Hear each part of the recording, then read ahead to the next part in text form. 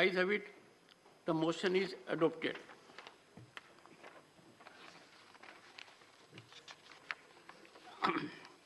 Honorable members. Sir, मैं आपकी अनुमति से आपके माध्यम से सदन का और देश का ध्यान आकर्षित करना चाहता हूं। किस प्रकार से बहुत ही शर्मनाक तरीके से एक विपक्ष के वरिष्ठ नेता ने भारत के लोकतंत्र के ऊपर प्रहार किया। भारत में जिस प्रकार से एक विदेशी देश में जाके जिस प्रकार से उन्होंने भारत की सेना का अपमान किया, भारत के सदन का अपमान किया, अध्यक्ष का अपमान किया, जिस प्रकार से उन्होंने प्रेस का अपमान किया, जुडिशरी का अपमान किया, और पूरे देश ने देखा कि विदेशी धरती पर जाकर विपक्ष के नेता ने किस प्रकार से पूरे भारतवासियों के ऊपर चोट लगाई है। मैं समझता हूँ पूरे देश और हर भारतवासी का उन्होंने माफी मांगनी चाहिए। उन्होंने यहाँ के सेना की माफी मांगनी चाहिए, सदन में आके प्रेस की, जुडिशरी की, भारत में जो लोकतंत्र चल रहा है उस पर उनके प्रहार की माफी मांगनी चाहिए।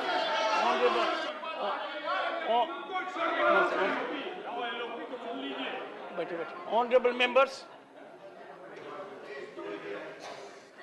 we are here to hear all sections of the house. आएगी सर। कल जो ज्ञान प्राप्त किया और सही प्राप्त किया और मार्गदर्शन मिला, और उसमें एक बात निचोड़ निकली कि हाउस में एक दिगर नेता कुछ कहते हैं तो प्रतिपक्ष के नेता को भी कहने का उतना ही अधिकार है और औरों को भी है। ये बात कल समझ में आई, पर एक बात और समझ में आई कि सभी माननीय सदस्यगण ने इस बात को तो सराहा कि यह सदन डिबेट, डायलॉग, डिस्कशन और डेलिब्रेशन का माध्यम होना चाहिए, पर एक पीड़ा व्यक्त की गई कि बेबसी में हम क्या करें। माननीय सदस्यगण ने काफी बातें कही और मैंने गहन चिंतन किया। मैंने ये पाया कि 258th सेशन में और 259th के पार्ट ऑफ द सेशन में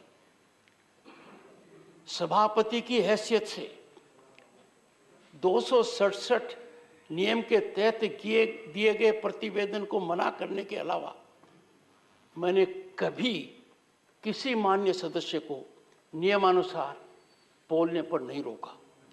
मेरे लिए एक पीड़ा का विषय है, क्योंकि मैं भी माननीय एलओपी को सुनूंगा, सदन के नेता बोल चुके हैं।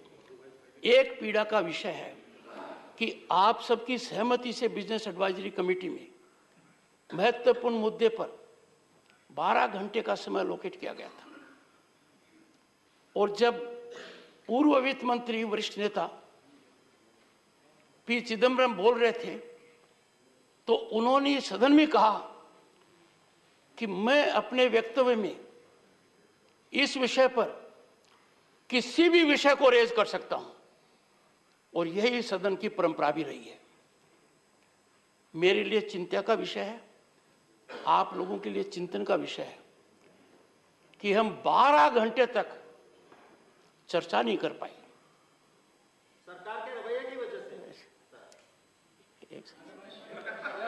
सर, आपकी आवाज बहुत बुलंद है, डेसिबल लेवल थोड़ा कम रखिए, क्योंकि मुझे कल एक बात बहुत अच्छी लगी।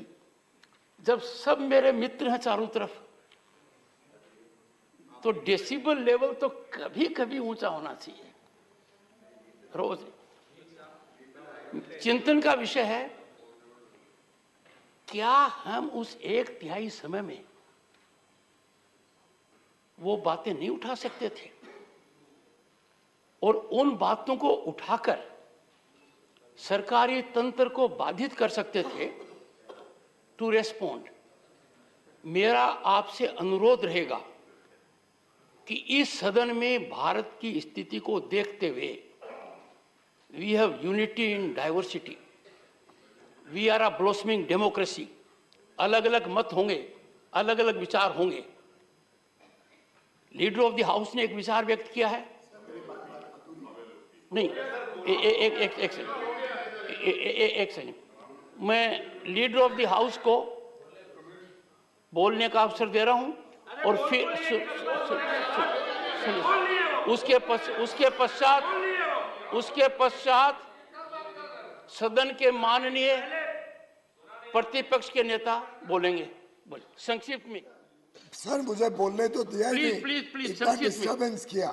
सदन के नेता प्लीज संक्षिप्त में सर बड़े ही शर्मनाक से अपनी तरीके बात कहिए प्लीज। बड़े ही शर्मनाक तरीके से एक विपक्षी नेता विदेशी देश में जाता है और भारत के लोकतंत्र पे अनाप शनाप बातें करता है। भारत की प्रेस, भारत की जुडिशरी, भारत की मीडिया, भारत के इलेक्शन कमीशन, भारत की सेना, सभी के ऊपर आरोप लगाते हैं और एक प्रकार से जो पूरा विश्व आज भारत की गुणगान कर रहा है, भारत के लोकतंत्र की गुणगान कर रहा है। भारत लोकतंत्र की जननी है, it is the mother of all democracies. मुझे लगता है कि ये विपक्षी दलों ने भारत का अपमान करना तय किया। एक समाज सेवी संस्था को भी उसमें गलत अनाप शनाप बातें कही गई, कहा गया जैसे प्रेस, जुडिशरी, सभी सिक्योरिटी एजेंसीज, इलेक्शन कमीशन कोई और कंट्रोल कर रहा है। इस प्रकार के गलत आरोप के लिए विपक्षी नेताओं ने और उन्होंने सदन में आके देशवासियों से माफी मांगनी चाहिए, देश की माफी मांगनी चाहिए, इस सदन की माफी मांगनी चाहिए, अध्यक्ष की माफी मांगनी चाहिए और लोकतंत्र क्या है वो उन्होंने समझने की आवश्यकता है। सर लोकतंत्र को खतरा तब था जब भारत के फंडामेंटल राइट्स सस्पेंड किए गए इमरजेंसी में। किसने किया? उन्हीं के पार्टी ने किया। लोकतंत्र खतरे में कब आता है? जब प्रेस की आवाज बंद करी जाती है, फ्रीडम ऑफ स्पीच रोकी जाती है। किसने किया? कांग्रेस पार्टी ने किया। लोकतंत्र कब खतरे में होता है? जब प्रधानमंत्री का वजूद वही नेता बाहर आके प्रेस के सामने कागज कानून फाड़ के सड़क पे फेंकते हैं, तब लोकतंत्र खतरे में। जब उनका नेता, उनका प्रधानमंत्री बाधित हो जाते हैं बोलने के लिए कि मैं भ्रष्टाचार रोक नहीं सकता क्योंकि कोएलिशन है, कोएलिशन में मुझे भ्रष्टाचार होने देना पड़ेगा, तब लोकतंत्र खतरे में। जब स्टेट गवर्नमेंट रोज उनकी पार्टी डिसमिस करती है, तब लोकतंत्र खतरे में कि राज्य सरकारों को जब चाहे उनकी पार्टी, उनके नेता, उनके प्रधानमंत्री, उनकी सरकार जब डिसमिस करती है 356 में बिना कोई कारण के। लोकतंत्र जब खतरे में है जब देश का विकास नहीं होता है और इनकी पार्टी ने पूरे देश को गरीबी में रहने का मजबूर किया। सर वो लोकतंत्र बचाने के लिए इनको सबसे पहले सदन में आके इनके नेता को माफी मांगनी पड़ेगी, देश की माफी मांगनी पड़ेगी, देशवासियों की माफी मांगनी पड़ेगी, सेना की माफी मांगनी पड़ेगी, प्रेस की माफी मांगनी पड़ेगी, जुडिशरी की माफी मांगनी पड़ेगी, इलेक्शन कमीशन की माफी मांगनी पड़ेगी, आपकी माफी मांगनी पड़ेगी और इस पूरे सदन की माफी मांगनी पड़ेगी। प्लीज माननीय, I would request everyone to hear in rapt silence leader of the opposition, please. Sir मैं आपसे ये निवेदन करना चाहता हूं कि जो इस सदन का सदस्य नहीं है और वो दूसरे सदन से सदस्यों को यहाँ पर रेफर करके उनको टीका करना और पूरे कांग्रेस पार्टी के ऊपर टीका करना, ये जो लीडर ऑफ द हाउस है इनके स्टेटमेंट को मैं कंडम करता हूँ।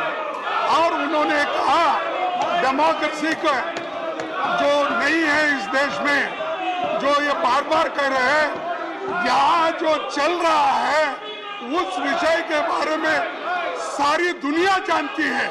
अगर हमने कुछ कहा कि डेमोक्रेसी यहाँ पर नहीं चल रही ठीक ढंग से, संविधान के अनुसार नहीं चल रही है, डेमोक्रेसी के उसूलों के तहत नहीं चल रही है कहना, और मैं ये कहना चाहता हूँ सर, मोदी साहब चाइना में जाके कहते हैं हिंदुस्तान में डेमोक्रेसी नहीं है, हिंदुस्तान बचा नहीं है, हिंदुस्तान 2014